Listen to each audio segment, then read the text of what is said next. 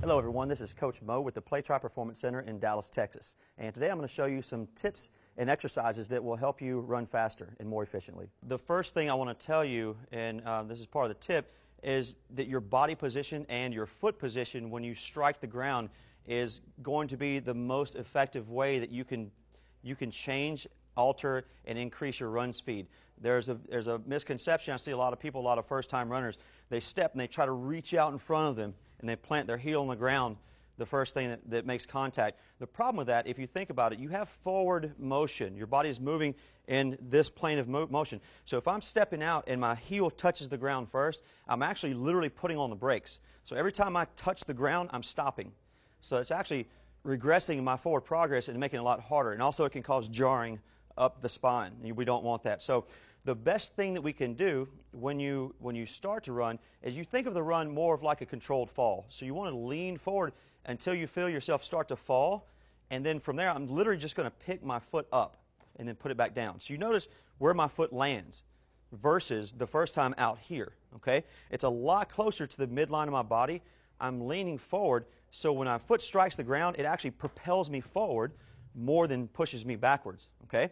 So the way we would practice this is you stand normal, feet hip width apart, start to lean forward. As you lean forward, as soon as you feel yourself lose your balance, pick your foot up, and then you start the run.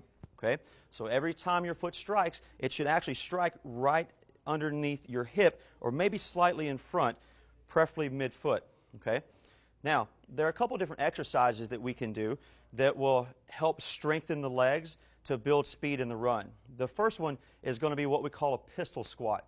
This is actually, it's just a single leg squat, and I like to do this to a bench just for safety purposes to protect the knee, and also it's just a little bit easier for you to do starting out.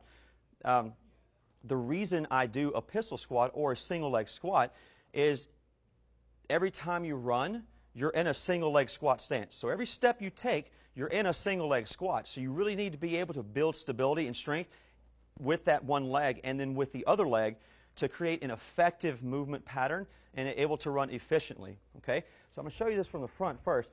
One of the things I look for, and basically all I'm going to do is go into a single leg stance, hands up to give me a little counterweight, and I'm literally just going to sit down onto the bench and then come back up. Okay? Foot back down.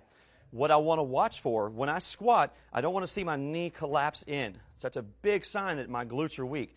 So it's preferable if you can do this in front of a mirror where you can watch your knee. So ideally, I want my knee, if you look at the angle of my hip, then it goes straight down the center of my knee, then straight down the middle of my foot or shoe. Okay? That's where your knee should track. So it should look like this. You drop down, drive through your heel, and then back up. Then you can put your foot down. Okay? Again, we're here, knee is straight, then back up. If you see your knee collapsing in, try to make that adjustment. Okay? It's very important also that you remember that when you push, when you stand up, you drive through your heel, not the ball of your foot. This is actually going to help strengthen the glutes, which in a lot of runners is very weak. It can cause low back pain, it can cause tight hamstrings, but for our purposes, weak glutes make you slower. So we want to strengthen the leg, but we also want to focus on the glute. Okay? So again, we're pistol squat here, sit down, then back up. Your progression from this will be to just touch and then back up. And then eventually, if you want, you can take away the step. Okay? The next thing I'm going to show you, and again, I just talked about the glutes. So when your foot is on the ground in a run, I want you to think about your glutes being in charge. That's what's stabilizing your leg. Okay? So what we're going to do is a reverse lunge. Basically, all you're going to do, again, spine is in a neutral position, hands up to keep your spine straight, step back into a reverse lunge. Now, the goal with this and the key is to make sure you keep 90% of the weight onto the front heel. Don't sit back on your back leg, okay? So the weight is on the front heel. From here, I should be able to wiggle my toes a little bit. I'm going to squeeze my glute, and think about my glute pulling you back up to the neutral position. Switch feet, drop down, squeeze the glute, pull from your heel, and stand back up. Okay? You can take that a step further and add a little bit of balance to it. You can go back into the reverse lunge, squeeze, pull up, and go into that run gait that I just spoke about. And then right back down to the reverse lunge, then back up to the run gait. So this is Coach Mo, and you've just learned a couple tips and tricks and exercises that can help you run more efficiently and faster.